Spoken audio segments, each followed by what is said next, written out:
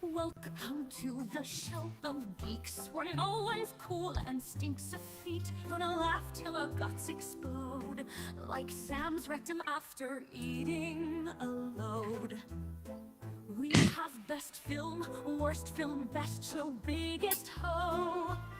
Shocking deaths, Ginger's breasts, meltdown scream fests. We're here for the good and the worst, so grab your popcorn, let's immerse. Say hi to Cheeto, Zamo, David, Home, Major, Ginger, Leah, Christine. Also, there's Gary and many more. These are the faces of the show. Now let's fucking go! Golden glasses, awards for the nerd elite. So grab your seat for this annual treat and witness neck beard fits when they see our guns. Our categories plentiful, our hosts all wonderful. The pets come with the show. We're know nothing, know it all. Those other award shows are fixed and rather droll. Their hosts are soy boy cocks with golden glasses simply rocks. Golden glasses, awards for the nerd elite. So grab your seat for this annual treat and witness neck beard fits when they see our guys. Soy boy better cocks, soy boy better cocks. Why does Star Wars suck?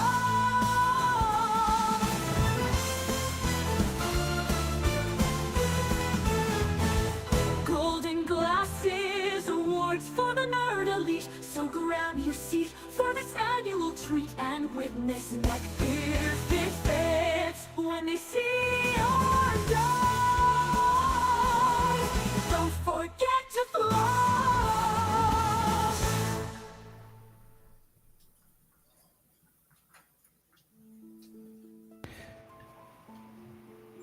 Hello, everyone. Welcome to the Golden Glasses Award 2024. As we are getting rang in by this beautiful song brought to you by Ginger Greek, we thank you all for being here. I am, of course, Zam, as it says on my nameplate here, because we can't fucking do anything without screwing up the first round. the bat. I am joined by a conglomerate of my contributors, which is Ginger Greek, Major Rage, Zam, and D Jose 101. Boys, how are you today?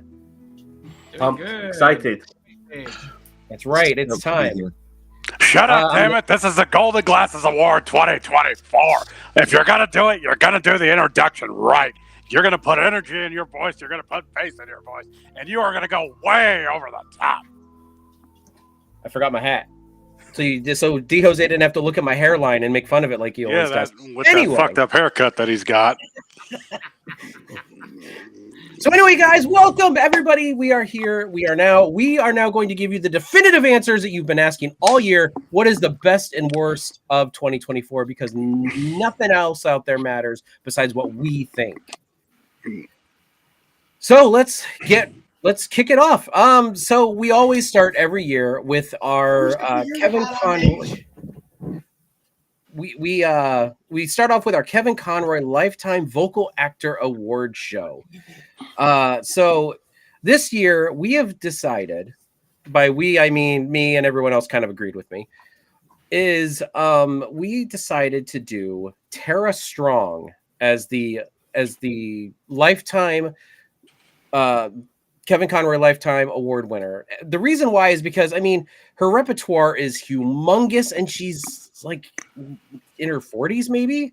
I don't know, but I'm like, she's definitely put in like tons and tons of vocal work, and just, she's still got a long way to go, in my opinion. So she's done things like Harley Quinn, Batgirl, Bubbles from the Powerpuff Girls, Raven from Teen Titans, Twilight Sparkles for all the bronies out there, Timmy Turner and Bill Pickles from Rugrats. Those are just some of. Those are kind of like the bigger. And if you guys have anything else you want to add in about Tara Strong, The Loki character as well. I forgot her name. Miss Minutes. Miss Minutes. Yeah, Yeah, Miss, Miss you're Minutes. right, Miss Minutes. Yeah, There's just yeah. she's all over the place, and that's why when we kind of were when I was thinking about the Kevin Conroy Vocal Actor Award, and that's why I figure everybody was like, yeah, let's do that one because she's earned it. She has been it all over every piece of media that we have done for like ever. So I don't know. Anyone else have any want to talk about Tara Strong at all, or you know? I mean, Yeah. if she could actually play Harley Quinn, she looks That's good her. enough That's to her. play Harley Quinn, Yeah. not just the voice, the physicality of her. I mean, damn, I'm surprised she was never chosen for the role in live action. You know, she can do it for sure, and she's cosplayed as her, you know, for Halloween and stuff like that. She's amazing. Could have easily done it back in the day. I mean, she's only Mhm. 51 now. So, Ginger, you are very low. Yeah. Your volume is low. how's that? Any better? Yep, Better. good. Yeah. All right. Okay. What were you You were saying, saying? Big Daddy? Oh, so she could have easily played the role back in the day, like, because I mean, she's still only 51, so Yeah. And she looks great for 51, by the way. yeah, she's great. So yeah, I mean, and well worth it. So Tara Strong is our recipient of the Kevin Conroy Vocal Actor Award. So next we move on to our Kevin Conroy Legacy Vocal Actor Award, which is usually an actor who is either retired or passed away. And this year we thought it was very fitting to pick Tony Todd. Tony Todd, who just passed away within the past couple months. I want to say it was in October, I think. He's done the voices of Venom, Darkseid, many Star Trek voices. I was actually surprised at how many Star Trek voices he has done. He did Zoom from The Flash, Icon from Young Justice, The Fallen from Transformers movies. On top of that, his like actual acting resume is humongous. And I know this is mostly a voice acting award, but he's got so much acting and his voice and his presence, even when he's physically there, his voice is just, it's identifiable within seconds of who he is. So I would also like to add that I've recently been playing Indiana Jones and the Great Circle, and he has a significant role in that. His character model is used in that, and obviously he's voicing his character too. Yeah, and I'd just like to add that I became obsessed with him after Candyman, because Candyman is one of my all-time favorite horror films, and he was just spectacular in that. And yeah, his legacy of work has just been phenomenal. It's a bit frustrating he never got the heights of Denzel, but you know what? He has such a solid roster of work that portfolio of work that it doesn't really matter in the end because he's beloved by the right people, and he had a huge fan base regardless. yeah. So yeah. Yeah. I know you can't turn a generation of video games on that has vocal acting in it and not hear him somewhere in that generation within some kind of major role. Mhm. Like he is just everywhere, and TV even, he just has that voice that just everybody loves. So that is our Kevin Conroy Legacy Vocal Actor Award. Unfortunately, rest in peace, Tony Todd. We will miss you, but we will always enjoy any of the projects that you are a part of, whether it is posthumously or, in the past. Now I'm going to turn it over to Zam for a special new award that we're bringing out this year. Okay, so our good friend Dixie, also known as Jason, he passed away last year, and we decided to name an award after him because, without doubt, if you know this person, and I've known him for a long time, he is a fantastic troll. So, what award would be better than a sort of trolling award? Some things, trolling that's happened in social media to various people across 2024. We decided to name this award after him regarding those sort of things and scenarios. And let me bring up those scenarios to you and award it appropriately. I apologize for all that jumble. Okay, so the things that have happened in 2024 regarding trolling. JD Vance, the meme that started about him screwing furniture. We all know that. It was absolutely fantastic. And some people genuinely believe that he's a couch fucker. Dave Meltzer about AEW finances. I'm sure other people within our contingent could explain that a little bit better. And let's not forget, most recently, the general public celebrating the death of a CEO, and more likely celebrating, let's be honest, Luigi Mangione. You know, the hero we never thought we really needed until he came into our lives. Free Luigi, baby. All right. Those are our 3 nominations. Drum roll, please. I hit it. That's what she said. Okay. And the winner is of the 2024 Dixie Troll Award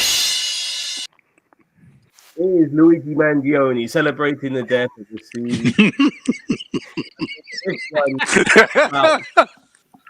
Talk about, passing the finishing line at the very last minute, because honestly, I thought JD Vance had this one in the bag, or in the couch, in the back of the couch, literally. But no, here comes Luigi Mangione, being the hero that we all needed in this time of darkness. And thank you, Dixie, for all that you've done in our lives, for us to even think about making an award for you like this. And thank you, Luigi Mangione. Keep up the good work, my friend. You know what I mean? Yeah. We got Luigi one less to Mangione, worry about. You win Dixie's Trolling Award. Well done. Yep. All right. And actually, Zame, you have the next one. The Tone Deaf Comment from a Position of Privilege Award. Okay. So there's people in this world who put themselves who are very privileged, and yet somehow they're too stupid to realize how stupid they are when it comes to what they're saying, because they don't get it. They are out of touch, hence their privilege. So the nominations for this particular award are, now forgive me if I butcher this person's name, Cynthia Irivio for the Wicked poster, Oprah and Rock telling people to donate money, these billionaires, by the way, to tell other regular people to donate money for the relief for Honolulu. Whoopi Goldberg stating work for a living in an economic crisis. Blake Lively promoting the Ends With Us movie. And J-Lo desperate to represent the Bronx in the documentary The Greatest Love Story Ever Told. All right. Drum roll, please.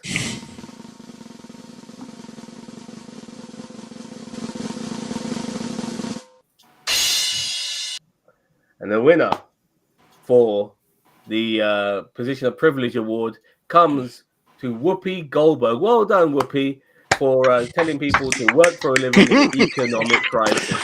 I mean, how easy is it, for just to tell people, yeah, go get a job? Like, it's just that straightforward. You have a fantastic position, sitting on the View with your Jabba the Hutt fat ass, rotating on your fucking chair, telling people what to do, whilst you're sitting on millions and millions, not understanding how difficult life is for so many people. Now, personally, I would have preferred The Rock and Oprah getting it, but that's just my personal opinion.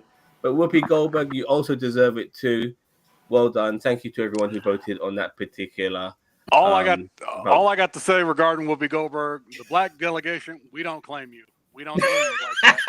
That's all that needs to be said. Yeah. We don't know you. On Gaz. No, I definitely agree that I think Whoopi should have got it. I mean, jobs usually go down during economic crisis, Whoopi. You know what I'm saying? Perfect. Good mic as well. No echo. We're all set. Thank you for that. All right. Yes, Jose, don't bloody chew when the mic is not mute. Mute your mic if you're going to chew, God damn it. All right. Yeah. All right, damn it. All right, so now we are moving on to our animated section, and I turn it over to our animated connoisseur. Hello.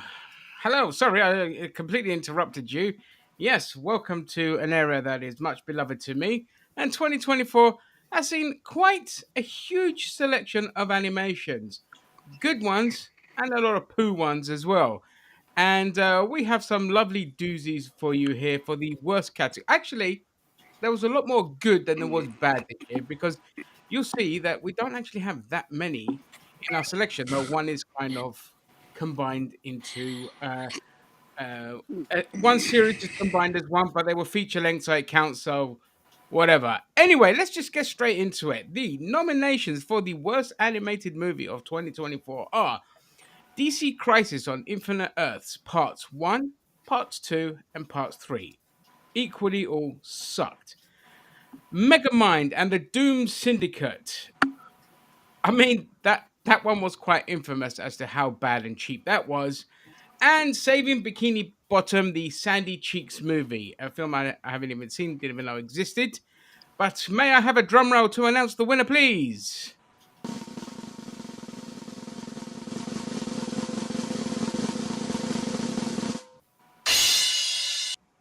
And the winner is Saving Bikini Bottom, the Sandy Cheeks movie.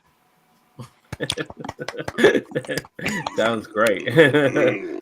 It sounds like it's well earned. I haven't seen the movie either. Sounds like something good. We need a cricket Well- effect when we do this next year for the worst movie award. That's what That's our.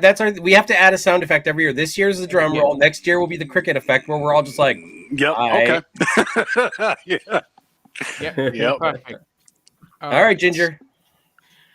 Okay, but with the worst comes the best, and that's where we go into. We've had some absolute phenomenal doozies, even really later on in the year of our Lord 2024. And here are the nominations for the best animated film of 2024.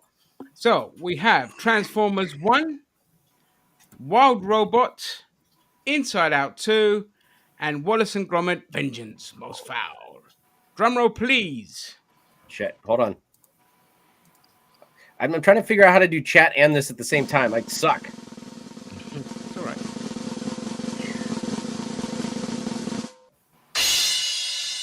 And I'm very happy to announce that the winner is Wallace and Gromit: Vengeance Most Foul. Da, da, da, An da. absolute deserved winner, the best animated film of 2024. I'm a huge fan of Aardman Animation. Ever since A Grand Day Out, I've been to the museum. I've just, loved almost everything that they've done. Some of their films have been a little bit vanilla, but Wallace and Gromit, they've never done wrong.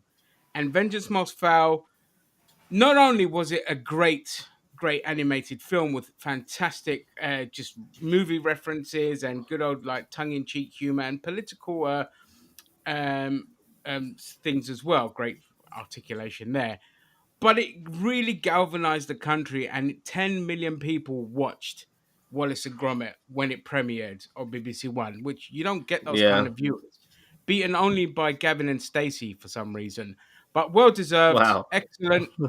Loved it. 10 million people.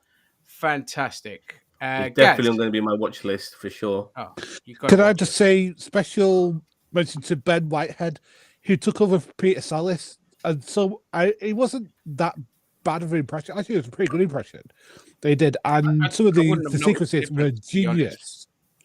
Yeah, I mean, I couldn't even spot the difference, to be honest with you. Maybe Yeah. total difference, but that was it. It was great. Yeah, absolutely. And that's our best animated movie of 2024. Back All to right, you, just Tito. gonna take one quick second. Ginger, you are up again with best and worst trailer, but I'm gonna take a quick look at the comments really quick. I just brought them up on the side. I actually like this format a lot better. I'm sorry, I like it. It's just we did have some early comments from Rick B and Aurora the Twitch. Hello. Thank you guys so much for being here. Thank you, Leanne Locklear. Not sure who that is, but I'm glad you're here as well.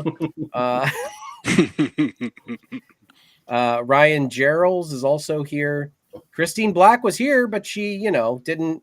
She's not. I haven't seen any comments from her. So, no, the Ninja. Twitch. Oh, the witch. The witch. My bad. Yes, Aurora the witch. Sorry, I. And then of course Nerdiverse stopped by to give his stereotypical howdy, Rangers. Mhm. So, Yeah, all yeehaw, right. yeehaw. I didn't realize I put you up twice in a row, Ginger. But you know what? You're doing a good job. So keep it going, baby. All right, let's move on. No film would be advertised properly without a juicy trailer to go with it. And so here we are with the. Must I start with best or worst? Best is what's on the Yeah, we'll list. go with best because it works better in reverse, you see. Because the best trailer's like, yeah, I get it. But the worst, like, oh, really? So, with that being said, here are the best trailers of 2024.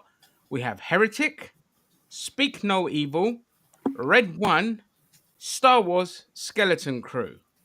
Drumroll, please. God damn it. Yes. Brrrr.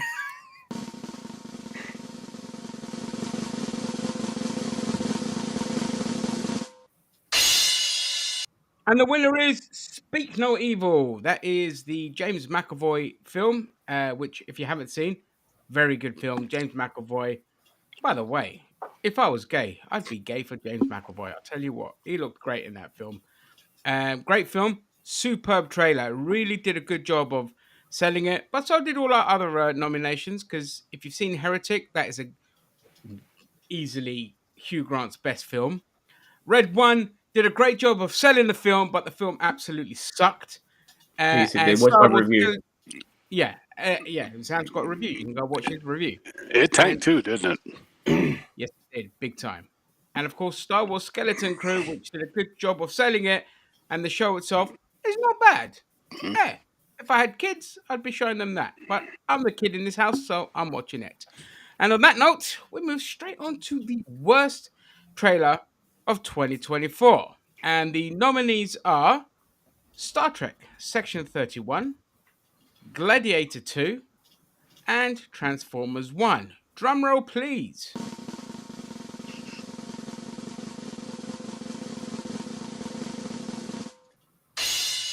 And the winner is Star Trek Section 31. Yay! Well, okay, I'll speak on this one. Over It's to the Trekkies. yeah, I mean, this one really. The problem with Section 31 is just that they didn't give us anything, and not that you want everything to be spoiled, but it really seemed like a clusterfuck when you know watching this trailer. Like you're just kind of like, what are they doing? Like, is it good? Is it going to be good? Is it holy fuck? What is this? It was just like an amalgamation of like anything Star Trek they could throw against the wall and fit in a movie, like time travel shenanigans. That's what this is going to be. And yeah, so I don't know. Zam, do you have any other thoughts? Yeah, on... I'm bursting it here. Like, for me, how the hell did Gladiator 2 not win this, in my opinion? And like we have Denzel Washington and Pedro Pascal, and the trailer still looks shit. This is from the first Gladiator movie, which is a phenomenal film, and it had that Hans Zimmer score in it, and you decided to put mumble rap or whatever the fuck you put for the score for Gladiator 2. No wonder it was such a shit trailer. I am very disappointed. I haven't seen the film. I heard the film was not that bad, actually, so that's a good thing. But regardless, your trailer didn't sell it well whatsoever. And I could say the same for Transformers 1. It did Yeah. the absolute worst job of selling a film that was absolutely loved by everyone that's seen it, including myself. It's in my top films of 2024 collectively. But the trailer was abysmal. But if you haven't seen Transformers 1, go and watch it. And we have a comment in from Rick B. It says it's okay. It's not canon anymore. You're talking about Star Trek or Gladiator 2? Anyway, moving on to the next category. All right. The next one is going to be D. Jose 101. All right, damn it. Here we go. I am here to present the greatest endurance of abuse for people in 2024. And this year has brought a lot of interesting categories, so let's get into it. The nominees are The Leftist After Election in 2024, Ginger's Toilet, Star Wars fans, and can I get a drum roll, please? And women throughout 2024 as well. 2024 as well. This was a People's Choice Award. Okay. Yeah. Drum roll.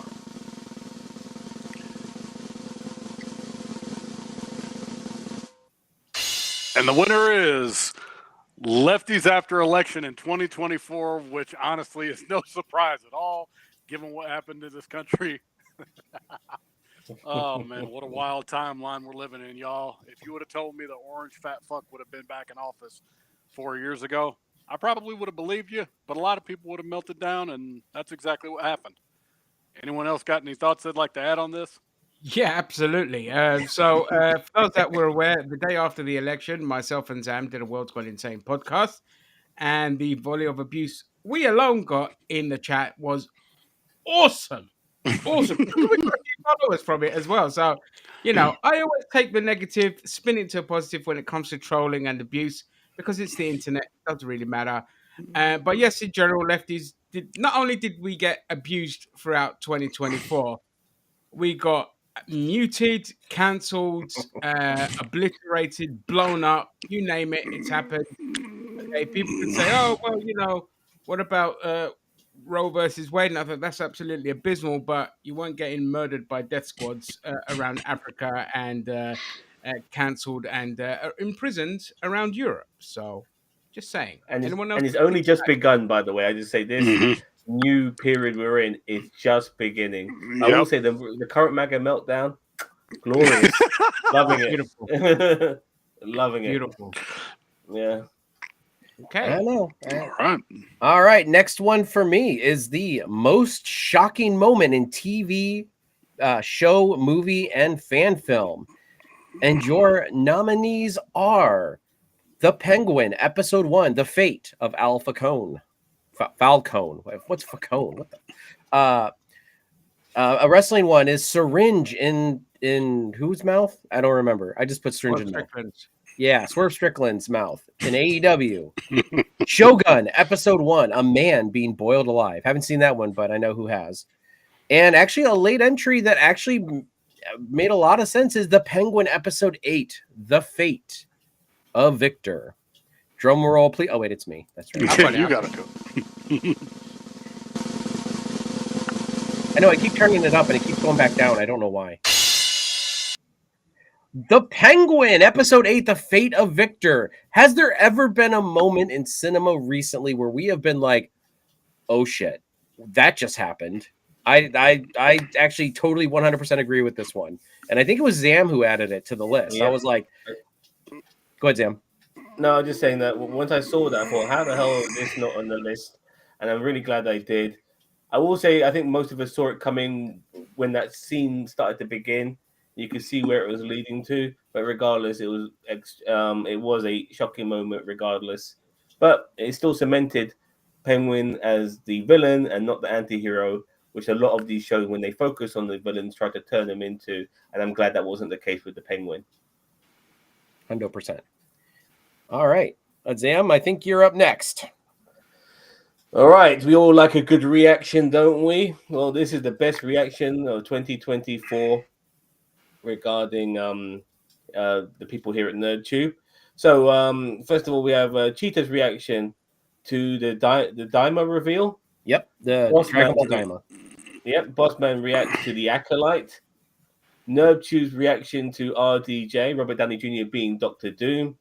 And Ginger and Cheetah's reaction to the Cape Crusader, which I haven't seen yet, but these two guys did not like, I believe. All right.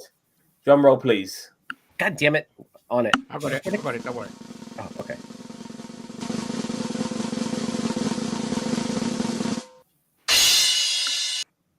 Okay, and I'm very pleased to say that my buddy here, guys, the big boss man himself, has won it with 50% out of 4 nominations, which is a big chunk to win it for. His reaction to the Acolyte, and you know what, boss man, we all agree with you, which is why he won the award in the first place. What a waste of a good fucking story the Acolyte should have been. You know, when it came to the Sith, something I want to see more of. You know, focusing on the dark side of the Force, and once again, Disney blew it.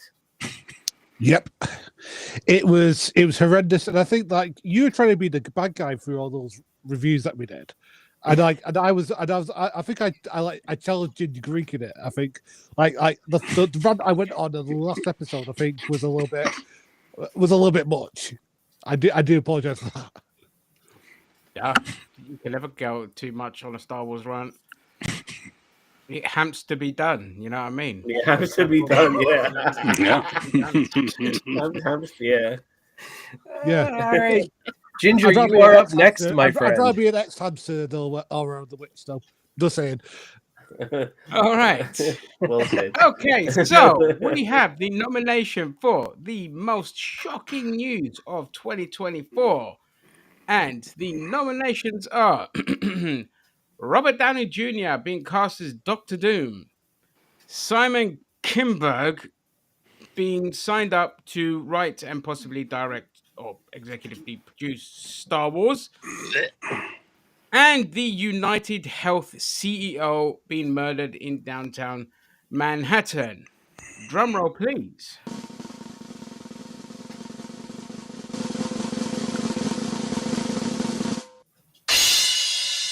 And it's a surprise to nobody, but the most shocking news of 2024 was, of course, the murder of the United Health CEO in downtown Manhattan. We don't remember his name, but we remember the liberator's name that did it. Thank you again, Luigi Mangione. And that was the most shocking news of 2024. On to the next one. All right, next one is is that Mage? You're up. All right. The mannequin Mage is up. I'm not a mannequin. I'm here. The most shocking death in 2024. Our nominees are Tony Todd, Akira Toriyama of Dragon Ball and Chrono Trigger fame, Liam Payne from One Direction, Toby Keith, Carl Weathers, David Myers, and Chance Perdomo. Cheeto, drumroll, please. I'm on it now.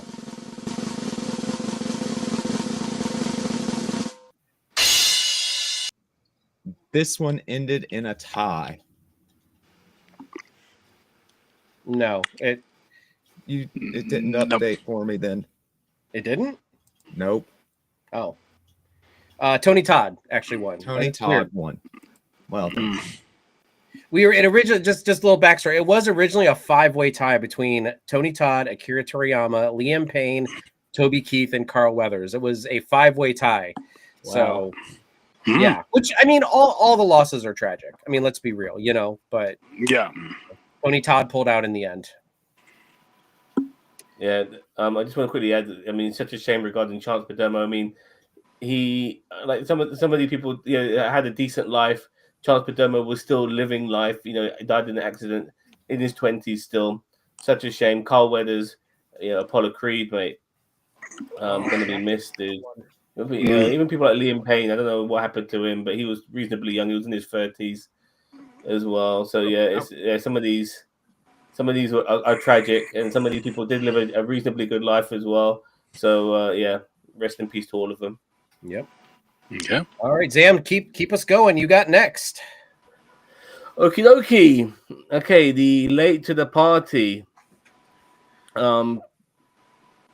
Things that have we kind of like discovered, a bit late here in 2024. Stuff that has kind of been around for a while, but we've only kind of found out now. Hence, late to the party. The nominees are from. Did I said that correctly? Yep. Not like From or something like that. Yeah. Arcane. By the way, from Winnie, she discovered that. That's why it's late to her party. Arcane was discovered initially by Cheeto. Great animated series. The Gangs of London, I've come across as a big fan of the gangster genre. I highly recommend it. And Black Sails, a pirate series, which I also watched as well. Very good. Discovered by The Block. Drum roll, please. I hit it. Okay, thanks, Ginge. Like, it wouldn't go for me.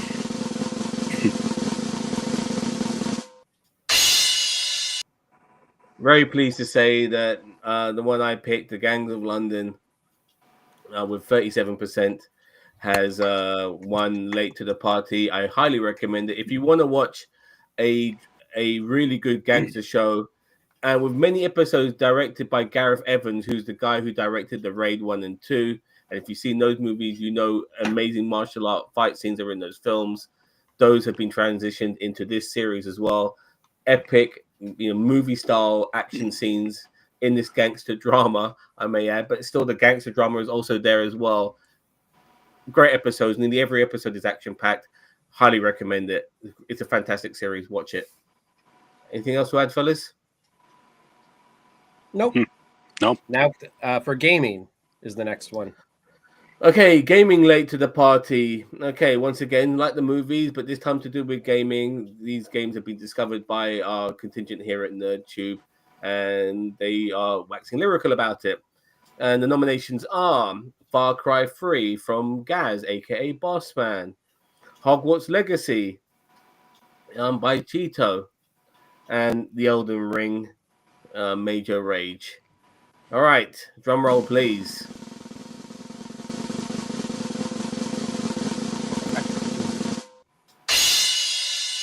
Hogwarts Legacy, late to the party, but fashionably late, as I may add. But I believe this game came out in 2023, so it's not too old of a game. But regardless, it's now 2024, going on to 2025. A worthy winner, in my opinion. Cheeto, you got anything to add? I have been streaming this game just the past couple months, and I absolutely am in love with this game. This game is so beautifully done open world. And I'm not even a huge Harry Potter fan. Like, I think that this game is just so well done open world wise that it gives you just enough to play with, and it lets you play in everything else.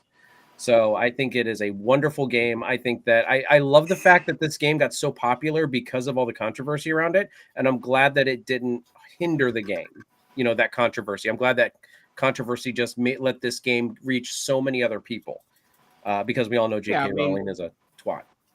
Safe to say that, look, your author's going to be a knob. Doesn't mean that world that was created by them should be shunned to the sides. Let other people take it over and carry on its legacy, because it is a great world that they created. It's just a shame the author is a cockwomble.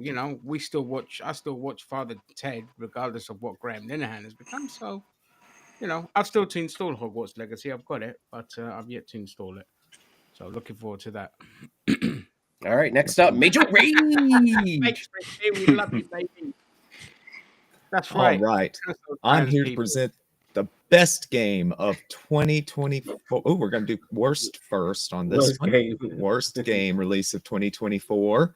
Our nominees are Concord, Skull and Bone, and FC 2025.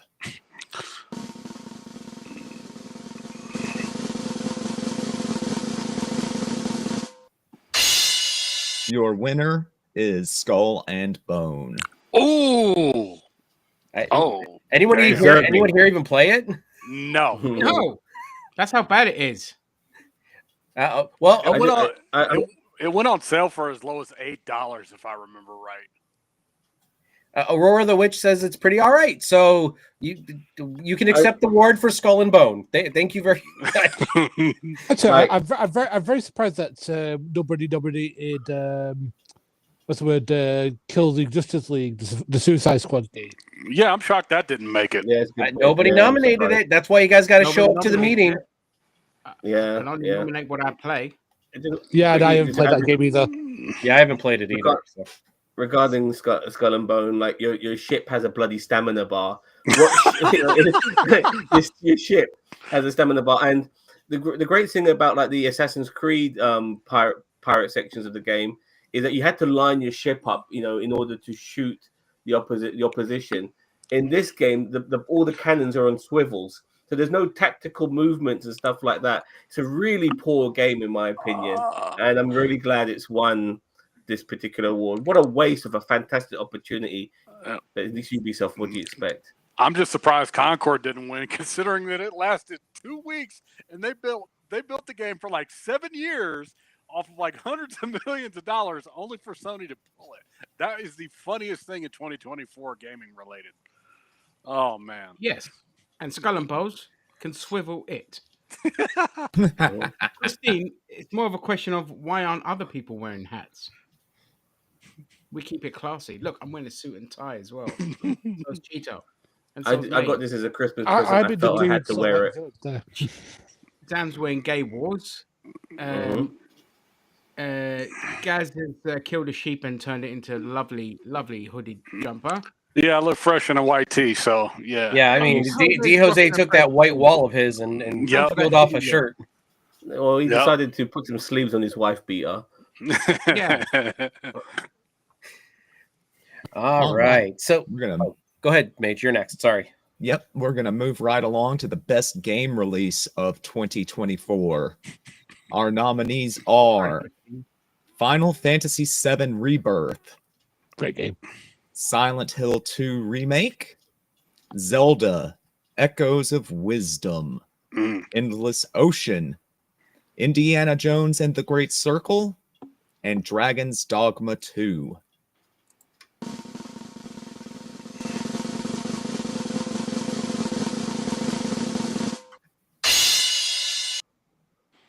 Your deserving winner is Final Fantasy VII Rebirth. Hell yeah. Yeah. Hell yeah.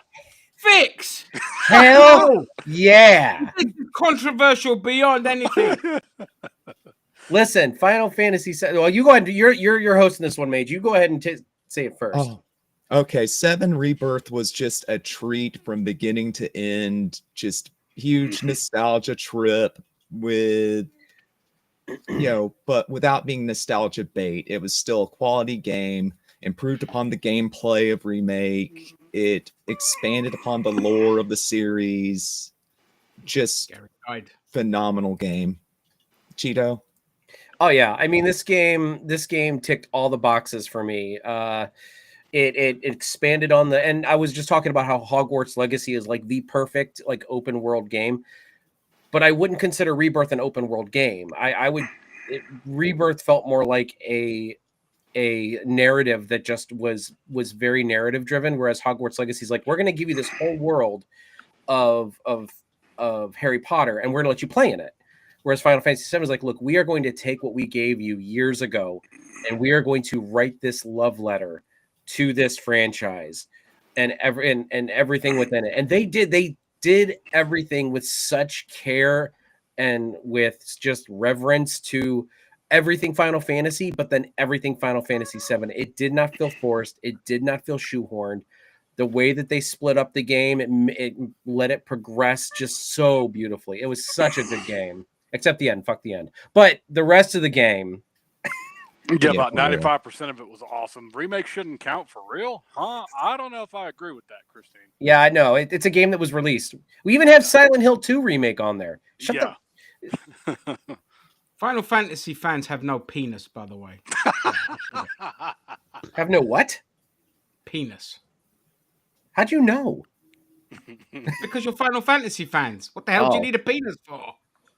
That's true. That's very true. All right. Anyone else? We're moving on. Okay. All right. So the next category is Best Pet on Stream. This is a People's Choice Award. I forgot to mention earlier, these People's Choice Awards are always on our community tabs every year. So if you want, they are free for anyone to vote on. And so, of course, what we have is conglomerate of our pets that we, as the song said in the beginning, the pets come with the show. They really, really do. I mean, you get birds, cats, dogs living together, mass hysteria. Mm-hmm. So this year's nominations are Little Critter from D. Jose, Coconut from Ginger, and his butthole, because his butthole always comes with coconut. Sidolphus from Majo Rage, and Zam's Birds. And the winner is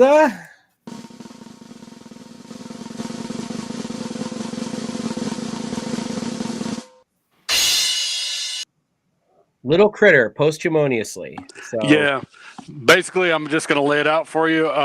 For the last 6 months of her life, from December of last year till about June, it was a tough battle, and she lost her eyesight, went blind, and was aging. She turned out to be 19 years old, lived a pretty long life. I got her when she was 12 years old, and it was a great 7 years, and I'm going to miss you, Little Critter. You're missed around here. Yes, very. I mean, you let me down. You let me down. Time to eat you. Yeah. Oh, you're a sneaky, lazy bitch.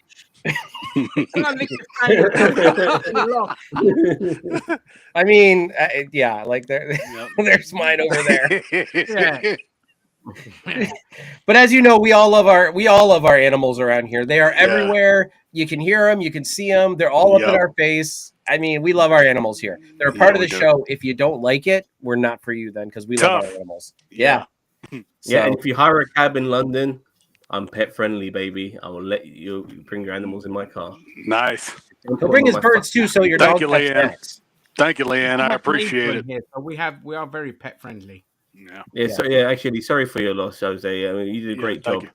Neckbeard, but 19 is a Yeah, great thank you. name. Yeah, she lived a long life, but yeah, she was an awesome cat. She was the best cat I ever had. She was so cool. Miss her every day. All right. Just to answer this question really quick from Aurora the Witch. I watch only one anime, and I'm a basic B. I just watch Dragon Ball. If you want to talk anime, you go to this guy right down here. Yep. I've never really gotten into any other anime. Okay. Speaking of Major Rage, boy, you up next. I'm here with the best villain of 2024, and man, this is a tough competition. The first nominee is Elon Musk, the muskrat himself. Vince McMahon. Nice. We've got Sophia from The Penguin. Oz Cobblepot from The Penguin. Jackie from Tulsa King. That McDonald's worker who sold out Luigi Mangione. And this list wouldn't be complete without Rick B. Drum roll, please. You're nominated, Rick.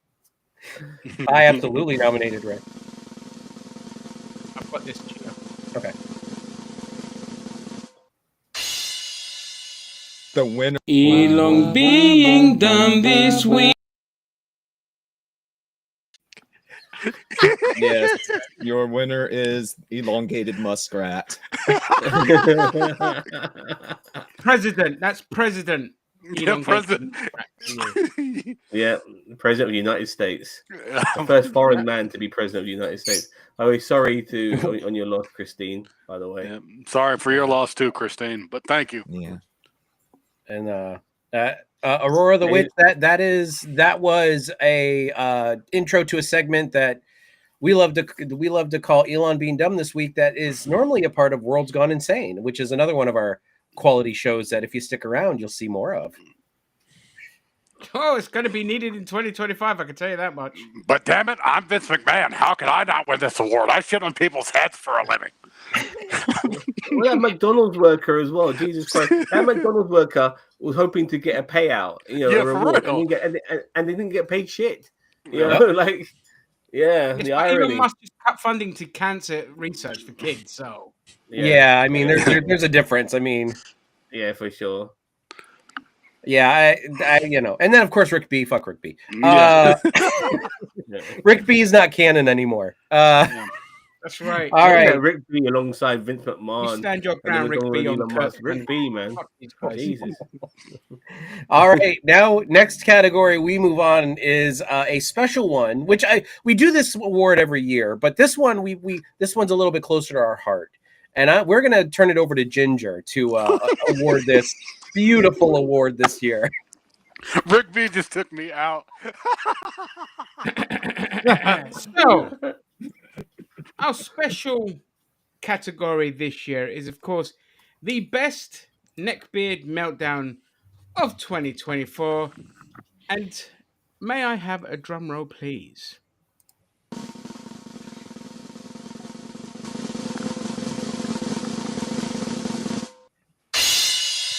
And Rick B, you're going to love this one because the biggest neckbeard meltdown of 2024 is, of course, our former co-host, Shredder, who basically, because of our allowance of Rick B in the comments, he equated him as a Nazi and therefore equated us as being Nazis and went on a 20,000-page tirade about us not basically banning somebody for having a difference of opinion.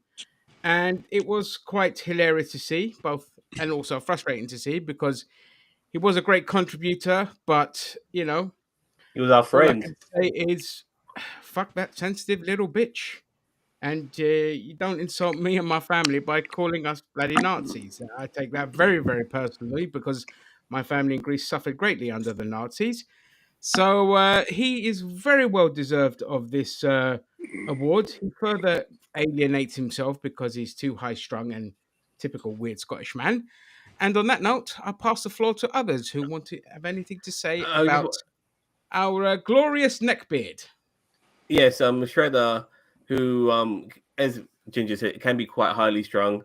I remember I made a comment regarding that person who shot somebody who tried to prank him, in the mall, and he was doing it for self-defense because this prank, he never realized he was being pranked. As far as he was concerned, he was being attacked, and I actually defended the shooter on that one because that's what it's like being in America. You fuck around and you find out, and people have guns, and what do you expect is going to fucking happen when you fuck with someone, even if it's a prank and the person doesn't know it's a prank? You could get possibly shot. So I was with the shooter. He didn't like that, but he can be quite high and mighty, Shredder, but he doesn't mind making memes of me being fucking raped by goddamn Heidenreich. Yeah, so and there is, I'll happily find that picture for you at some point and show it to you guys. I've shown it to you in the past. So for this person to stand on a pedestal and be all almighty when he does shit like that, yeah, unfortunately, sorry, Shredder, you were a friend, but you can go fuck yourself. I mean, I'll, you know, for me with Shredder, I mean, he was a good contributor. You know, he wasn't really like a friend of mine per se, but he was an associate. It is very sad to watch somebody who, you know, you've worked with a lot and stuff like that, and somebody who is very knowledgeable. I will give him credit. He is very knowledgeable when it comes to wrestling and everything like that. But yeah, when you go and say stupid shit like that, you get what you deserve. You know what I mean? Like, you know, saying that the Discovery era Klingons are not canon, you get what you deserve. I mean, you really do. So now I have equated Rick B to Shredder. So now Shredder is a Rick B. There we go. Hey, we win. Hey. So anyway, Aurora, I don't understand your question. Cheeto, do you want to see what? I think it's our Twitch category is probably still set to Indiana Jones because Zam was streaming Indiana Jones prior to, and I don't think when we stream on here it doesn't change our category. No, so, I haven't. Yeah, that was ages ago. And well, but it's probably the last thing we really did on Twitch. It's on Twitch. Yeah, sorry, my bad. Yeah, I thought this would have changed it on Twitch. I'm surprised. I don't know. It's restream. I don't know. You have to manually change your stream info. So Zam was streaming Indiana Jones. A couple weeks ago. If you want to go back, I don't know if our videos save on our Twitch. Yeah, honestly, it's not worth watching because it's my early moments with the game. I was too busy trying to figure out what the fuck I'm supposed to do. Doesn't make the best of viewing, which is why I ended up giving up streaming it because I was still early in the early stages of learning the game. And I mean, our primary focus is usually not Twitch. We do like to get people from Twitch, but you know, we're we do YouTube mostly. Yeah, we do YouTube mostly. So I mean, yeah, definitely come on over to YouTube if you want to see the majority of our stuff. But we try to stream stuff like this over on Twitch as well whenever we do. So you're good to go wherever you're at. Okay, next is me, I believe. I lost my shit. Where'd it go? There it is. Okay, so I'm taking worst returning show in 2024. We have a lot of nominees here, a whole 2. So, which I know there's more worst shows, but it's just like I'm pretty sure we just didn't. So the worst returning shows of 2024. The nominees are Velma season 2 and Futurama season Too Many. So drum roll, please. I got it. Doing it myself. Doing it live. Velma season 2. Chirp, chirp, Yeah, chirp, chirp, nobody chirp, cared. chirp. Yeah, we all knew it. Yeah. I mean, to How be the hell fair, did it get season 2? Like, unbelievable. Yeah, how did it get a season 2? we probably got greenlighted before they realized. No, the first season got very high ratings because it was hate watch, and they thought, oh well, it's people joining for season 2 for the same reason. But no, it's just like we came in, we want to see what the track was about. We're not coming back for more, and that's what happens because it fell off. That's usually when things get only 2 seasons. So Yeah. okay, so the next one is best returning show of 2024. We actually have a multitude here, so buckle in, Buttercups. We're going. So the nominees are Legend of Vox Machina, season 3, Tulsa King, season 2, From, season 3, Star Trek Prodigy, season 2, Invincible, season 2, Mayor of Kingstown, season 3, Lioness, season 2, Superman and Lois, season 4. I now have the hiccups, please. Nope. Goddamn Ginger. I hit the button. Superman and Lois season 4. Actually, I think this is the one I recommended. I think or nominated. This was a good season of, and although it was a short season, I think it was only 10 episodes.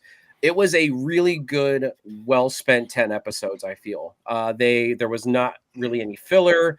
They did a really good job. They told a really good narrative. I literally cried, I think, 3 times in the last episode. They did such a good job. What's his name? Not Todd Kavanaugh. What? Tyler Hoechlin, right? Eklund or something like that. Yeah. That his Superman, perfect. I really feel like his Superman has really done a better job. And I'm not sitting here arguing about Superman here and there, because we all know, everybody, you know, there's all the Cavalites and the Cumberbatchites or whatever the new guy's name is, Cloverfield or whatever his name is. God damn it! What the? I don't know. I was trying to get Gaz back in, and the fucking thing flipped me out. Yeah, that's what it's doing to me. They flipped off. So anyway, so they with Doomsday and everything, although I wasn't really impressed with the way they originated Doomsday, I think they did a really good job with what they did with Doomsday. And yeah, I think it was a great final season to a really good show, in my opinion. If anyone else wants to chime in. No. I just very quickly, Mayor of Kingstown, Jeremy Renner, after the accident, beginning of this year, started filming Mayor of Kingstown season 3, and then that season came out in June of the same year. Within basically 6 months, they were able to film the season and bring it out. Why can't more shows be like that instead of fucking filming it 1 year and bringing it out the next? And by the way, fantastic series. By the way, I highly recommend it. I do have to give a huge shout out to Star Trek Prodigy season 2. I did not like the first season. Zam knows this. We did reviews on it. Prodigy season 2 was very, very good. I really liked Prodigy season 2. So I have to say that this is one of those shows that was really bad in the first season that I didn't like. A lot of people did. And I was really turned around by the second season.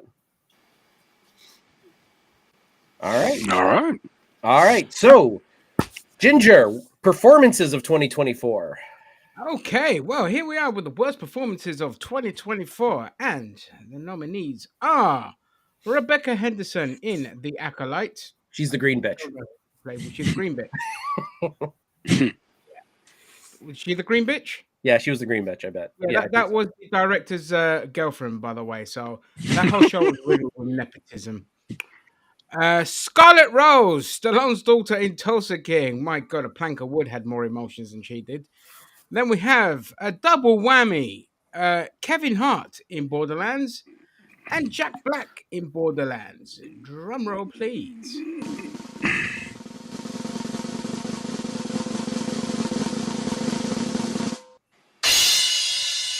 And the winner is Kevin Hart in Borderlands. Chirp, chirp, chirp, chirp. Well deserved, but I would have given it more to Jack Black. But that I'll film... give it to Scarlett Rose. Oh, sorry. I'd have given it to Rebecca Henderson, but Jack Black, you know, Jack Black is an accomplished actor, and his performance in Borderlands was god awful. But Kevin Hart equally deserves it. But then Kevin Hart never puts in a good performance in anything he does. He's just a great stand-up comedian. That's it. Everything else is just Yeah, So, he yells a lot, and goes over the top a lot, and it's like, okay, Kevin, it was cool for a time, but now it's like, dude, you're done. Yeah, but he's supposed to be like some hardcore military type, and the guy's like a midget. He's like 5 foot something, and even Kate Blanchett's taller than him. Every casting in that film was just awful. All of it. The film sucked. I lasted half an hour, gave up on it, and so it just deserves all the Raspberry Awards that it gets. My sympathies to all and 10 golden of you. glasses. My sympathies to all 10 of you that went to see it in the theaters when it was out. All right. Okay. Well, we are moving on to the best performance of 2024. And I'm happy to say there are quite a lot of people to go through. So let's just get straight into it. We have Demi Moore in Substance, Colin Farrell in Penguin, John Eric Bentley, Barrett Wallace in Final Fantasy VII Rebirth. So that would be voice acting. Cosmo Jarvis in Shogun, Christian Milioti from Penguin, Harold Perrineau in From, and Major Rage in Contar. The something holiday hours. It was a Star Trek fan film, and it was superb. And on It's that note, Constar, by the way. Constar. Yeah, that. It's your spelling. You suck. This is true. It's Constar, the motion picture, and Holiday Hours from Harris Productions.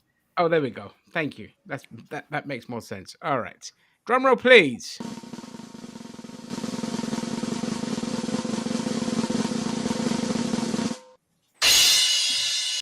And the winner is our very own Major Rage for Constar, the motion picture, and Holiday Hours. Yay! Well done, Mage. You know what? We don't. Klingon, you missed out. You know what? We don't. Remember, we don't do nepotism around here. We don't. None at all. You're not. Yeah, people no. did vote for him. Farrell So and Christian Milioti. They ain't Mage. Right? yeah. We love our Major Rage. Anything to say? Should we let the winner speak? No, he does not get to speak at all. Never. Now I'm alone. Wonderful. No, thank you. It's always prestigious to win a Golden Glasses award. It was a lot of fun working with V-Man on the Constar, the motion picture, and doing the stuff with Harris Films. Just put on my bad Klingon cosplay and stand in front of the green screen and ham it up for a little while. Thank you so much, sir. You did a great job. And I have to say, look, I know if you haven't seen it, Major Rage makes an excellent TOS Klingon. Like he's just he hams it up the right way. He makes it feel normal. Like that's what you want in your Klingon. You want somebody who goes over the top but makes it feel natural. And you know who else was a great one? You know who else was a great Klingon? Tony Todd, someone that we're honoring today. So Major Rage is up there with Tony Todd in the annals of Klingonism. But before we do move on to the next category, let's just give a shout out to Cheeto and Zam, who also contributed to the film Holiday and did Hours. the role rather wonderfully. So little shout out to them too. I was going to put myself in the worst performance of 2024, but I'm like, I don't know if I want to win that one. I don't know if I can take being beaten by being picked over Kevin Hart and Jack Black. Yeah. You win a joke anyway, just like, yeah, fuck Cheeto. Oh, it's so awful. I was so awful. All right. Okay, Zam, you are next with. Okay, well, we have the good and we have the bad, and the bad of regarding new shows is this smorgasbord of shit that we've had in 2024. So the nominations are Star Wars Acolyte, which was on Disney Plus, Mr. Bircham, which was a show on Twitter, also a shrine to Elon Musk as well. Agatha All Along on Disney Plus, Echo also on Disney Plus, The Cape Crusader on Amazon Prime, Avatar: The Last Airbender on Netflix. I mean, people need to really stop trying to resurrect this shit all the time regarding Avatar. One Piece, Netflix. Uzumaki, isn't that some form of sushi? Regardless, it's on Max. And Zorro on Paramount Plus, something that I added because I only lasted one episode of that shit and I was thoroughly disappointed, which is why it's on this list. Okay, drum roll, please.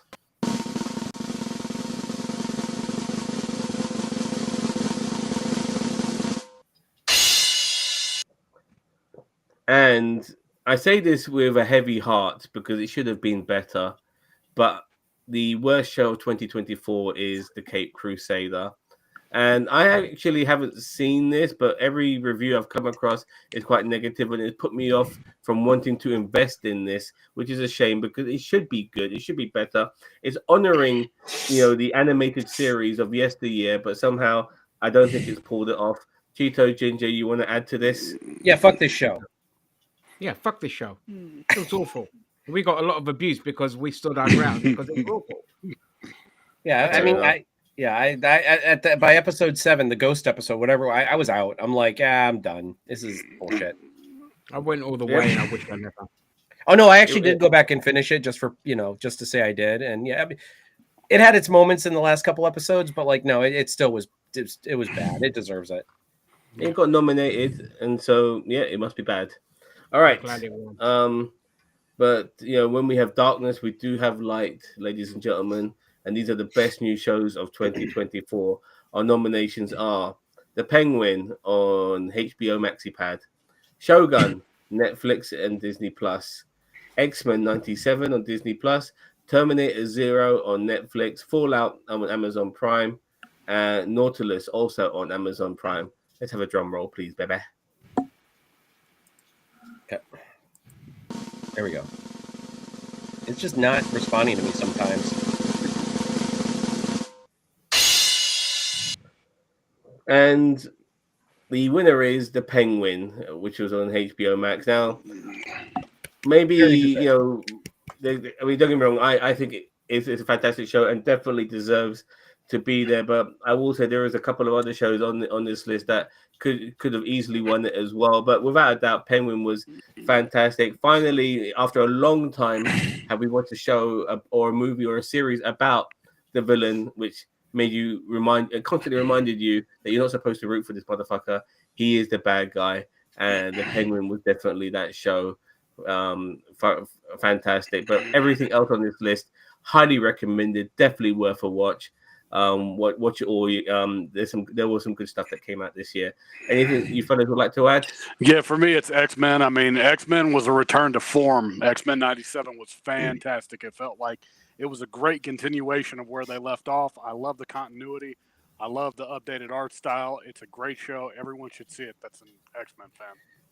I would agree. I would say that if Penguin did not come out this year, like if Penguin came out next year, X-Men 97 would have been it. I mean, let's be real. Like there is nothing on this year, at least for me, that came anywhere close to the Penguin, except for X-Men 97. They just blew it out of the park with what they did. I don't, just because X-Men didn't win doesn't mean that this show is not like right up there with Penguin, because it really is. Made you anything? We watched the Terminator Zero. It was a strong contender too. It added the feel of the original Terminator movie, that horror feel, and blended it with anime really well. I really enjoyed that title. I feel like it deserved to be on that list for real. There's definitely a dark horse. Shogun, in my opinion, was also excellent. I mean, and I don't mean very good, excellent stuff. If you haven't watched it, watch it. Nautilus is a hit and miss, I guess. I actually had a good time with it as well. And Fallout, I thought only the first few episodes were great. I think it's like the Fallout, pun intended, in the final few episodes. But regardless, a good list for 2024. All right, let's move on. Unless anybody's got anything else to add. No. All right. All right. Baby. So yeah, that's me. If I can bring it back up here. Okay, so the next category is what I like to call the Future Endeavors Club. This is a People's Choice Award that we put out on the community tab, where these are movies that everybody seems to love, but some of us, or at least one of us in this contingent, hate. Like, just for example, last year, me and Ginger recommended Thor Ragnarok. For some reason, everybody loves that bullshit movie, but we do not like it, so we put it out there, and it won! So Thor Ragnarok is now in the cow's ass. That's where it is. I don't know where the cow is, but it's in the cow's ass. So this year, our nominations for the Future Endeavors Club. So that's why we do this, is to make it so that it's hard for people to vote. Be like, well, I don't want any of these movies to go away. Yeah, you have to vote. You have to vote. You don't have a choice. That's right. You are honor bound. Okay, so our nominations this year are Black Swan by Zam. Zam does not like Black Swan. The Godfather 1 and 2. All hate directed at Ginger Greek because he boring ass films. Also Ginger, did you do Interstellar? I thought I did Interstellar, but okay. Well, I didn't nominate Interstellar. No. That was probably me then. I just accidentally mistyped that. Interstellar by me. I don't like Interstellar. Fuck Interstellar. That was a dumb movie. And boring. And American Hustle from Boss Man. Drum roll, please. And the winner of the Future Endeavor being indoctrinated into the cow's ass this year is Black Swan with 37%. Congratulations, Zam. Black Swan is now out of here. I just want to add that I'm the type of person who loves multiple genres of movie. I'm not just all about mindless dumb action flicks or sci-fi shit like that. I do love a good psychological drama and stuff like that. And everyone was waxing lyrical about Black Swan. For me, it was a big pile of fucking bollocks. I don't get it. I just don't get what people like about this movie. It's fucking stupid and it's fucking shit. And I'm glad it's up that fucking cow's ass. Zam, Be gone. The problem is that people that watch that film are too scared to say that they didn't like it because they'll be ostracized by their pretentious wank-headed mates. The film sucked. Yeah, fair enough. It sucked, yeah. Yeah, but I mean, but also what I normally do is I normally check like through, like review sites and stuff like that, just to make sure that the majority of people love these things. Because normally I try to be like, at least 70% or more of the people have to like it. You know what I mean? So at least 70% of the people or more liked it. So anyway, all right. So our next one is go ahead, Ginger. Can I just say, for future, instead of calling it the Future Endeavors Club, let's just put it Into the Cow's Arse Awards. Yes, I'm for it. We were trying to figure out a better name for it this year. I just like the Future Endeavors Club. It's a wrestling term, but it's just like, because it's kind of something but then I thought, I'm like, well, we're putting the movie out to pasture. So I'm like, just put it in the cow's ass, like it's out in the pasture. So you know what? No. Yeah. Into the cow's ass. I see it. All right, because people who are Future Endeavors do come back sometimes. So yeah, cow's ass is better. Yeah, into the cow's ass. So we have there we go.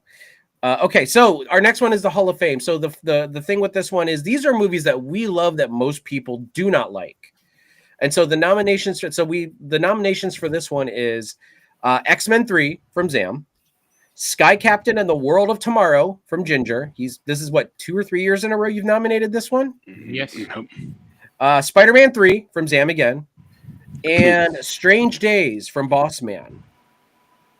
So the piece of media that is going to be enshrined in the NerdTube Hall of Fame, the wing when we build it on my house, is Sky Captain and the World of Tomorrow. Nice. At 47%, most people agree that Sky Captain and the World of Tomorrow shall be enshrined in our Hall of Fame. Absolutely deserves it. It is an absolute beautiful throwback to the pulp era of cinema of 1930s. It done such a great job. Brought its own kind of visual aesthetic on it. It's camp, it's kitsch, it's everything I loved about that era of cinema, and it's so criminally underrated. Absolutely panned by everyone, but I love that film. It always has a special place in my heart, and I'm so glad it's now in the Hall of Fame. It bloody deserves it. Mage. Well, I loved Sky Captain as a kid. I rented it from the video store over and over. I don't know why I thought it was such a cool flick, but you hit it on the head. Just that appeal to a bygone era of cinema.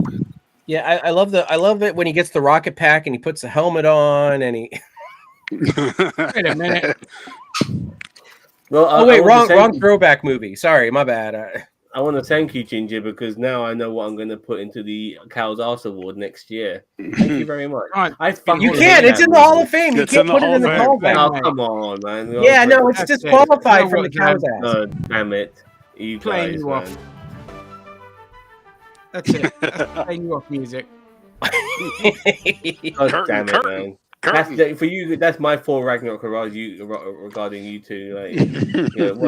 Like, you, visually fantastic. I just didn't think the story was as good as the visuals. Unfortunately, it's a shame because I wanted it to be good, but it didn't work for me. Okay, dude, it's got Omagilin in it, baby. Well, speaking of which, Zam, I think you're up next with the worst fan film. Mm-hmm. All right, now here at NerdTube, we do put ourselves through the paces by watching people's homemade movies, and they are actually at times very good, but sometimes we can come up with some real stinkers. And these are these stinkers for 2024, and they are The Sky, Pumpkin Spice, and Red Sun Genesis. Drum roll, please.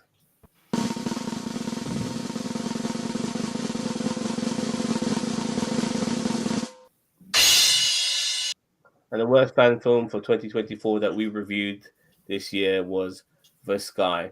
And I'm very happy that this one. I actually like Pumpkin Spice. I don't know why it's in there. Red Sun Genesis was a terrible Superman movie, but The Sky just pips it because it's trying to be this sort of, Ginger will know what I mean, like this Channel 4 artsy type film, and it's just really fucking stupid. The premise is really fucking stupid.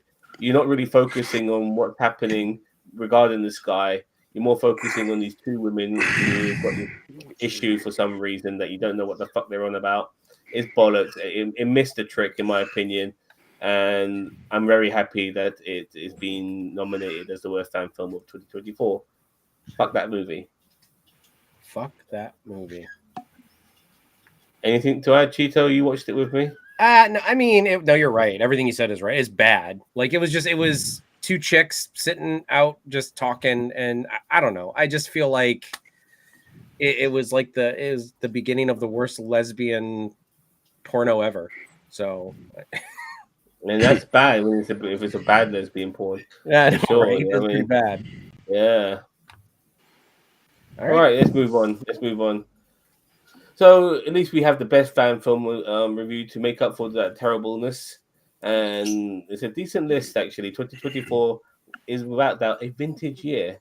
So the best fan film nominations are Logan the Wolf. It's a Wolverine Marvel fan film. Hope and Glory, which is a Mad Max fan film. I remember it well. It's excellent.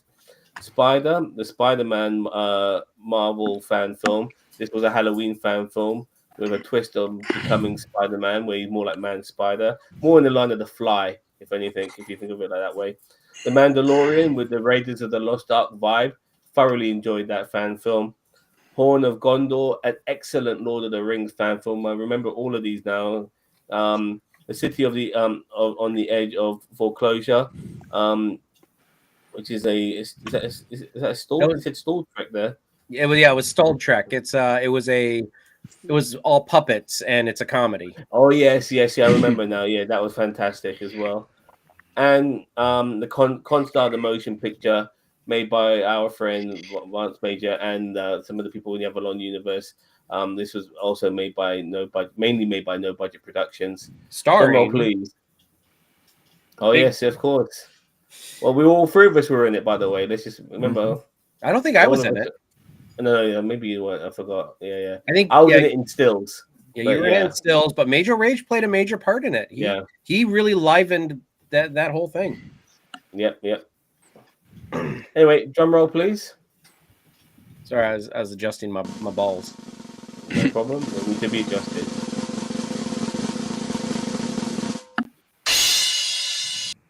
And once again, the late comer to our fan films of 2024, but still thoroughly deserved it, was the Constar, the motion picture. We watched this, I think, in November, I believe, and we watched it live. It was a live 2-hour premiere. Fantastic piece of work. A lot of blood, sweat, and tears you can see was put into this movie. Efforts from people from all across the world, help contribute to this particular fan film, and it thoroughly deserves to be the winner of 2024. Congratulations to No Budget Productions, to Frank, to Vance, to Joshua, to Tyler, to everyone involved in those movies, all the additional lot as well. They did a tremendous job, and I can't say more. Mage, you want to add to this, mate? Yeah, it's Constar, the motion picture, is wrapping up a long series of fan films. There's a lot there to try to tie up, and V-Man put a bow on it pretty much, while also managing to do something really touching and heartfelt with his son. And to make it a project where the focus is working with his son. It could have came out really campy, but it didn't. It ended up being a quality fan film still. And I thought that was one of the reasons why I was so gung-ho to be in the project was I really appreciated what he was doing, taking a step back from the fan films proper to spend time with his son.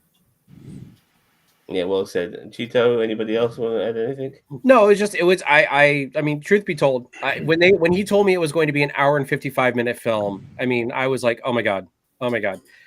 You know, I'm like, I can barely sit down for a 30-minute episode of something, like, let alone it's 2 hours. It didn't feel like it was an hour and 55 minutes. I actually really did enjoy it a lot. And as I said, it has nothing to do, like, I have a problem sitting down and watching anything for an hour and 55 minutes. So it was a very well done. Time flew. It was very enjoyable. And he did do something really sweet with his son. One thing that I've always said that V-Man does is he takes his life, like his current state of life, and puts it into his films. And that's where he is with his son right now. That's what he did with this film. He really, like, he's like, I want to do this with my son. This is me bringing my life into my art. And so, yeah, it was always, it's always great to see something like that come out of V-Man, because he always puts so much heart in everything he does. Yeah, well said. All right, let's move on.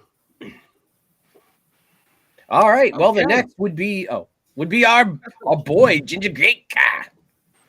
All right, so we only have one nomination for this. It's for the So Bad It's Good Awards. How comes we only have one nomination?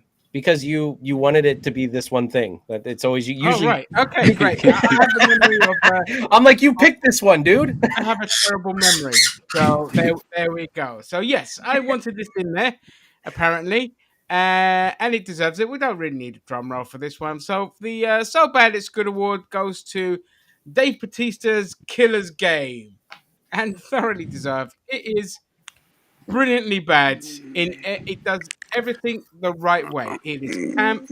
Action is ridiculous. It's stupid. It is a nice throwback to good old B-movie 80s action. I highly recommend it. And by the way, Drew McIntyre absolutely kills it in it. No previous acting experience. This was his first. And he was spectacular in it. And he's brothers with Scott Atkins in this, who's an established actor, who's, by the way, a bloody terrible actor, but a great acting star. And he outshines him in every single way. Batista, just awesome as you'd expect. So, yeah, go watch it. Classic 80s/90s B-movie action. That's it. That's all I have to say. Yeah, I'm glad you reminded me. That's a film I'm desperate to watch. I keep forgetting it exists. So thank you for that. It's great. Go give it a try. And on that note, we're going to move on to the worst film of 2024, and we have nominations because it has been a god awful year for films. And there's one film missing off this list because it's more recent that should be on here, but we'll get into that later. And on that note, let's just get into it. So we have Rebel Moon Part 2, Madam Web, Borderlands, The Fall Guy, Joker 2, Ricky Stenicki, The Uglies. Oh, and last minute nomination here, Craven the Hunter.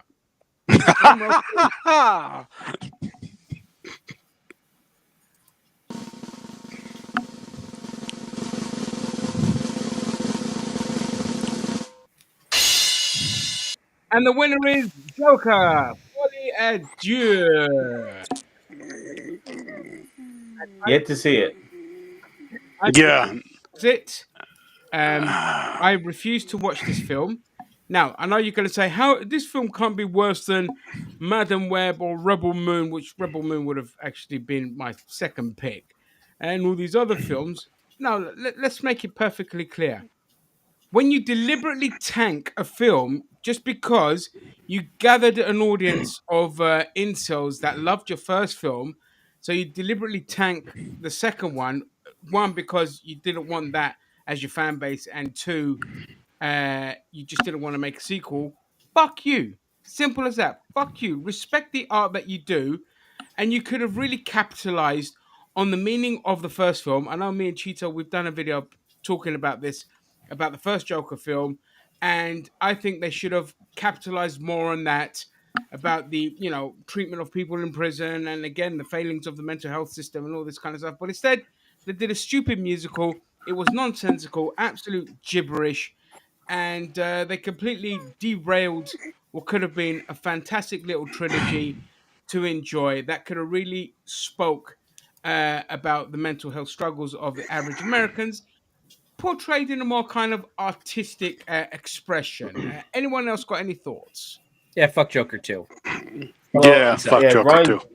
Hey, Donkey. Ryan Johnson would be so proud right now, you know, that there's somebody else out there who wants to be controversial for the sake of it. So yeah, fuck Joker too. Okay. Well, Zam, over to you for best movie of 2024. Thank you. Unfortunately, the list of 2024 best movies not as long as the worst movie list, but still there are some decent films here. We have Substance, Deadpool and Wolverine, Dune Part 2, Love Lies Bleeding, and Wicked. Drum roll, please. God damn it! It keeps on.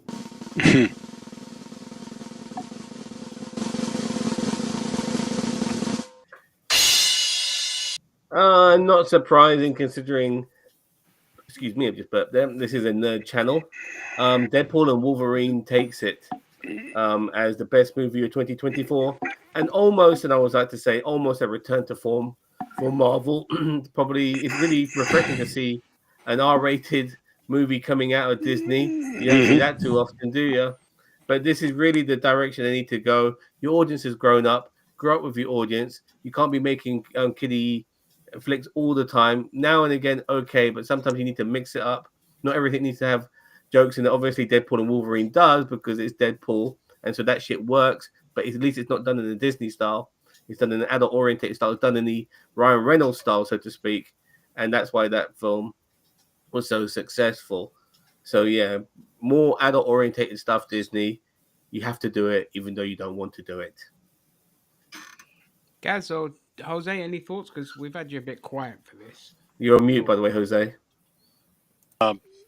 Yeah, I thought that this was a fantastic film. I think that it was pretty much as close to a return to form as you're going to get. I love that we got Chris Evans back as Johnny Storm. I love his little R-rated rant at the very, very end with the post-credit scene.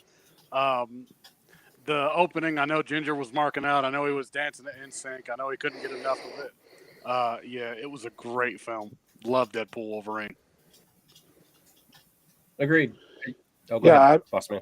Oops, sorry.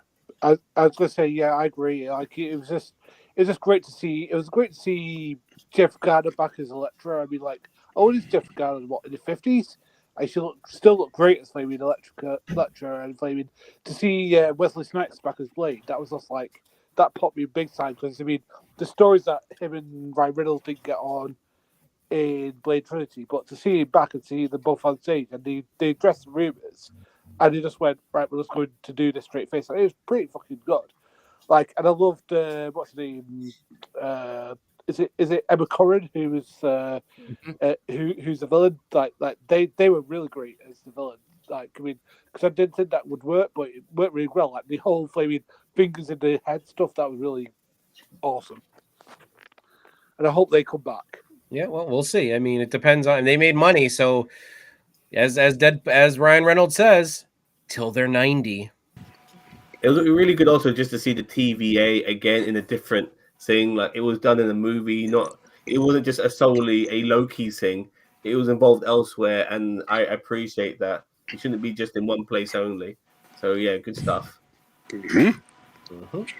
All right. So next off, we are doing a new award this year that we decided to do. We are calling it the Contributor of the Year. So in our behind the stage and everything like that, we have people that we chat with, people that come on screen, and they're in and out. They're not here all the time. But and they don't host really, but they definitely contribute to the overall quality of NerdTube, except for Ginger Greek. He's just a pimple on the ass. So anyway, so we decided to do some nominations this year for our Contributor of the Year. So our nominations are Christine, not Black, Christine. That sounded really bad. Screw you. Christine Canada, maybe. Christine Canada. There we go. I couldn't remember her last name. Winnie, who has just joined our ranks in the past couple months. Lord Donkey, who is a part of our Star Trek and Doctor Who crew. The Doctor Who lot, which is there's a multitude of Doctor Who fans that get together every now and then. I know it consists of Mage and Boss Man and Gary and Simon, and there's some other in there. Dr. Simon, thank you very much. Dr. Simon. Oh, Dr. Simon, sorry. Steve Harris, who has shown up. He's a fan film creator who's shown up quite a few times on our programs talking about things. And Big J Jefferson, who is another Star Trek. He's a part of the Beyond Trek podcast. He's also shown up on a bunch of our stuff. So as I said, these guys are not here year round. They're not here in everything, but they do contribute, when they can, and we truly appreciate them. So with that all being said, we have now the Contributor of the Year award goes to Lord Donkey. So, Lord Donkey, thank you so much for all your contributions throughout this year so far. It's great to have you. He's actually a personal friend of mine in real life, because, I have friends in real life. Shut up, you fuckers. He has friends. You have friends? Yeah, with his hairline, I know, right? Yeah. Mm-hmm. Liar. But yeah, no, he... Did do a good joke. But yeah, so I mean, it's great to have him kind of more involved. He's a great Trekkie. He's a great Doctor Who fan, so it's great having him on all the programs, and that's what we do. We love bringing our friends in and including them in all of this, So that's always the fun of this, is having fun with our friends, even though we're all sitting in front of computers pretending like we mean something. So, yeah, I mean, I even brought in my old university friend Simon for the Doctor Who stuff, because he is such a Doctor Who fan that he literally has cryptic Who crossword puzzles that he makes every single week. So yeah, it's nice to bring in people and their expertise. And I've got to say, shout out to all the Doctor Who lot, because my knowledge of Doctor Who is non-existent, but they did a fantastic job during the reviewing of the season, bringing their full-on knowledge. And I believe tomorrow you guys have a Doctor Who. You guys have a Doctor Who review No. I think we're just going to leave it till the season premieres, because tomorrow I'm too busy. So we might have to skip the Christmas special unless some of the others want to do it. And okay, I'll happily do it. Oh, there you go. Could just be Gaz on his own if need be. No, I think Lord Donkey, wanted to do it too, but it's okay anyway. So we'll keep an eye on the channel. Y'all will see what happened. All right, so now I'm gonna drop it down to D Jose. All right, ladies and gentlemen, it is time for the best cult member that follows us no matter what. This is somebody that always interacts with us, like pretty much on every video that we make, no matter what it is that we talk about. And I'm going to introduce the nominees. The nominees are Daniel Vance, Rick B, Funeral Friend, Mr. System, hello, Mr. System, and Dreadlock Guy. And I'd like a drum roll, please.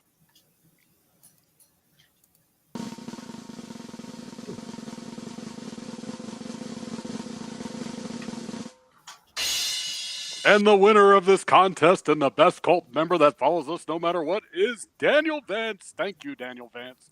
Yay! For everything that you do. Ironically, he's not here. Yeah, ironically, he's not here. Yep. Yeah. Yeah, but thank you, Daniel Vance, for always contributing and commenting and following us and commenting on our videos and liking and talking to us. We greatly appreciate it. Daniel Vance does. He has, he has a lot of medical things that go on, so he can't be here all the time. But I tell you what, anytime we are live, he is always here, trying to be here, hell or high water. Yeah. So we always wish our best out to Daniel Vance, no matter where he is or what he's doing, even though he should be with us. We always try to get him to come on a stream, even as like the dark silhouette with like the voice changer, but he's happy to be in.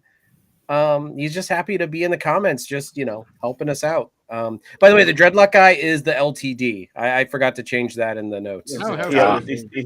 It's TLD, by the way. Oh, is it TLD? Okay. Yeah. Okay. Because I mentioned that to him. I said to him, "Your name is TLD." That's the nickname we used to call our teacher back in school, because she had big knockers, so she was taller lying down. And and that's how I remembered it. But so we used to call it TLD. But regarding Daniel Vance, a very versatile nerd, I may add. He, regardless of what shows we were watching, he seemed to have input into lots of different things. And when it came to other stuff as well, like The World's Gone Insane, he always had something to say there too. So I hope he's getting well soon right now, because he's obviously not in the best of condition. So if you are not able to join us right now for that reason, get well soon, Daniel Vance. And the thing is that he's also very respectful in the comments too. Like he's always a glass half full type person. He always wants to be friend. He wants, even though that people have different beliefs, and like we'll rib on people all day, and we'll call them things or whatever. But like he's kind of our voice of reason type.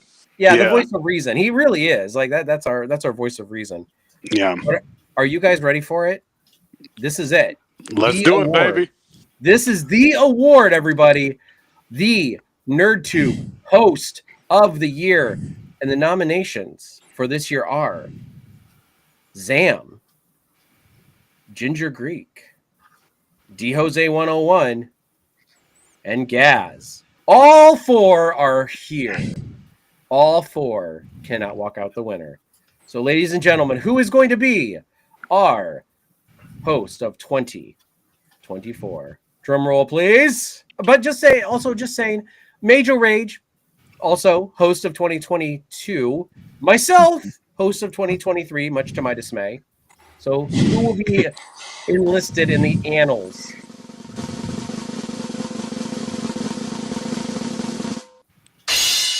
It is Zam! Hell yeah. Oh, thank you. Thank you very much. Wow, what can I say? Actually, considering I have not won it the last couple of years, I wasn't expecting to win it this particular year, because I'm Blick. But regardless, I'm very happy to have won it. Thank you very much. I love working on this channel. I love doing whatever I can. Everything I watch, everything I do, I want you guys to know about it. I'm watching so many shows. Love doing the reviews. Love talking about everything and anything. Yeah, fantastic. Thank you very much for the honor, and I will keep delivering for you guys here at NerdTube. Thank you. Welcome to the prestigious club, Zam. I'm going to say well-deserved win. You're a workhorse. You put in so much time and effort. You deserve it, buddy. Thank you very much. Thank you. So that means every time we go live this year, Zam, you have got to be here, and you've got to be. Oh wait, you already do that. Never mind. Okay. So everyone, that's it. That is the Golden Glasses 2024. What did everybody think? If you're watching this on the rewind, please leave your comments down below. Are we a bunch of cucks? Like, did we do the wrong things? Should D Jose have won Host of the Year? Should I? I don't know. If you have any ideas for other award or for any categories out there, we are always open to them. We always love trolling awards and goofy awards. Everybody else, what would you guys have some fun this year? Thank you. Christine is going off in the comments, and this is hilarious. Yeah. Congrats to No Life. Thank you very much, Christine. This is my life. What are you on about? How to kill a doctor that has no life. And NerdTube is life. NerdTube for life. For life. That's right. Yeah. We're like shit juggalos. Yeah. Yeah. All right. Well, everybody out there in YouTube land, thank you very much for joining us here for our annual awards. I'm grateful for all of my co-hosts here who have come along and joined us. A lot of mostly the mainstays. I mean, we've all kind of been together for going on 5 years, right? I mean, yeah. Me and Zam have known each other for 15 years. Me and DH have known each other for like 15 years. Yeah, that's crazy. Yeah, we've known each other for a long time. Well, Christine, if you showed up on a stream every now and then, if you a sausage fest. Yeah. And actually, believe it or not, there are 3 women on our thumbnail this year.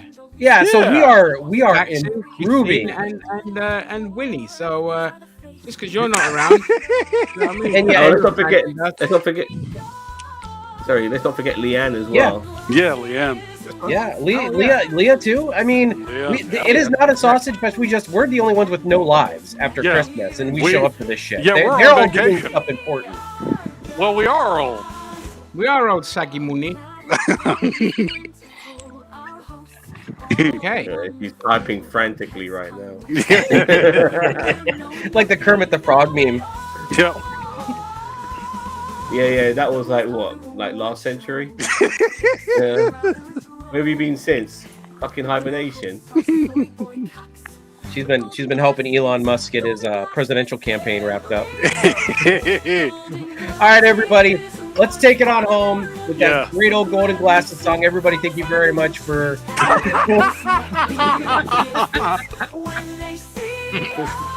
Yes, very much so. Life of midlife crisis. Everyone, we will see you later.